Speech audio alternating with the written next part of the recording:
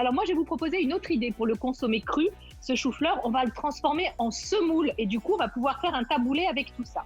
Et puis pour ceux qui ne craignent pas trop de consommer le chou-fleur cuit, eh bien cette fois-ci, je ne vais pas vous faire le gratin avec la béchamel, que nenni. Je vais vous montrer un chou-fleur cuit entier, cuit vapeur, et il n'y aura aucune odeur de cuisson, je vous le promets, je vous montrerai l'astuce. Bah, on est obligé de vous croire parce qu'on aura du mal à vérifier.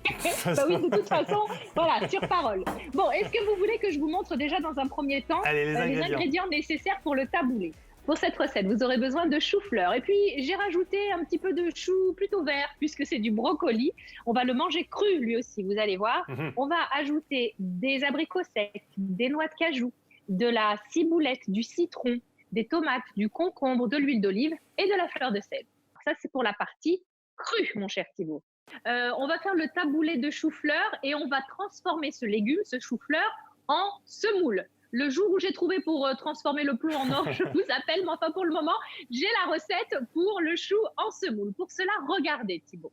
Vous prenez votre chou blanc et à l'aide d'une râpe, vous allez frotter votre légume sur la râpe. Alors, si vous n'avez pas la même râpe que moi, vous pouvez très bien utiliser un économe. Ça marche parfaitement. En tout cas, vous avez vu, c'est une semoule vraiment qui apparaît à l'œil. On ne peut pas distinguer, faire la différence. Ensuite, vous faites la même chose avec le brocoli. Je vous ai mis tout ça sur ardoise pour que vous voyez bien. Une fois que tout est râpé, Thibaut, vous allez prendre vos légumes que vous allez placer dans un saladier. Et c'est à ce moment-là qu'on va tout mettre à l'intérieur, tout ce que vous avez dans votre placard. Donc, moi, j'ai choisi d'ajouter des petites tomates cerises, du concombre. On va également mettre des abricots secs, puisqu'on est sur un taboulé, on peut se permettre cette petite touche sucrée-salée. Abricots secs, noix de cajou. Si vous avez des herbes, eh bien là aussi, vous pouvez les ajouter, comme la ciboulette. Vous mettez de l'huile d'olive, du citron, du sel, du poivre si vous aimez, et vous avez un taboulé sans aucun féculent. Et ça, pour le soir, si on veut faire attention un peu à sa ligne et pas manger de féculents le soir, on va se coucher finalement, on n'en a pas un besoin incroyable, eh bien ça fonctionne très bien. Voilà, en fait, je vous ai promis le chou-fleur dans tous ses états. Donc, l'état cru, c'est fait avec le taboulé. Maintenant, on passe au cuit. Et en plus, je vous ai promis aucune odeur de cuisson.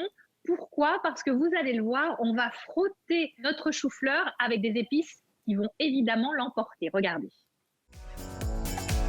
Tout commence à l'achat. Déjà, il faut choisir un chou-fleur le plus blanc possible, bien sûr, mais surtout prêtez attention à ses feuilles. Vous voyez, c'est elles qui vont témoigner de la fraîcheur du chou-fleur. Clac, il faut qu'elles soient cassantes. Si elles sont un petit peu flétries, c'est que le chou-fleur n'a pas été ramassé hier.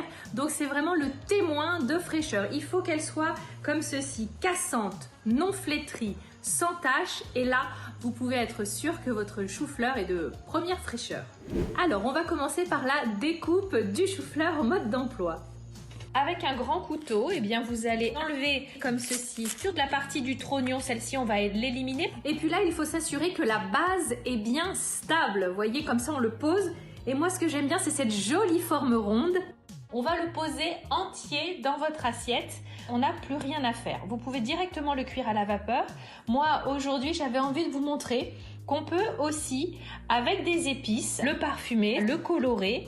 Alors là, j'utilise des épices tandoori, mais vous pouvez très bien utiliser du cumin, du curcuma, du curry, ce que vous aimez. En tout cas, l'idée, c'est de frotter le chou-fleur avec, évidemment, pour le colorer, mais surtout pour le parfumer. Une fois que vous avez bien frotté votre chou-fleur avec vos épices, il ne reste plus qu'à le cuire. Pour la cuisson, donc moi j'ai choisi une cuisson vapeur. Pensez aussi au four. Vous pouvez cuire vos choux-fleurs au four. Vous les mettez sur une plaque. Vous pouvez détailler les petites fleurs de chou-fleur. Un peu d'huile d'olive, du sel, du poivre. Vous enfournez à 180 degrés une bonne demi-heure. Et puis vous avez des petits choux-fleurs rôtis. Ça, c'est plutôt sympa aussi.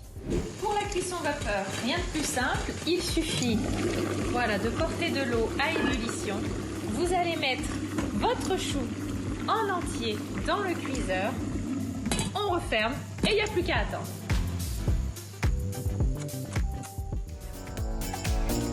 Il fallait y penser, mettre le chou entier, voilà, très simplement dans le cuiseur vapeur. Moi, j'aime bien ce côté vraiment nature, quoi, petit arbre dans l'assiette avec cette tranche légèrement colorée qui pourrait rappeler le bois, hein, pourquoi pas. Alors là, vous voyez, on n'a pas une maison qui sent le chou, donc ça c'est déjà bien l'avantage. Ça sent quoi alors? Ça sent l'épice? Oui, exactement, en voyage. Là, pour le coup, on était plutôt en Inde. Mais l'idée, si vous n'avez pas ça, vous pouvez mettre peut-être une feuille de laurier aussi dans l'eau de cuisson. Ça va permettre un petit peu de noyer le poisson, si j'ose dire. C'est vrai qu'il y a du soufre dans le chou. C'est pourquoi certaines personnes qui ont quelques petits problèmes de transit ou quelques petits problèmes digestifs, eh bien, on conseille de ne pas en manger tous les jours. Hein. Voilà, point trop d'infos. Très bien, super. Super. Merci beaucoup Karine pour cette recette qu'on peut retrouver évidemment sur Internet. Vous voyez à gauche, voilà, le taboulé de chou-fleur avec plein de ce que vous avez dans le frigo. Et puis à droite, le chou-fleur tranché comme ça, frotté aux épices pour pas avoir les mauvaises odeurs avec juste un peu d'huile d'olive et tout ça cuit à la vapeur. Merci beaucoup Karine.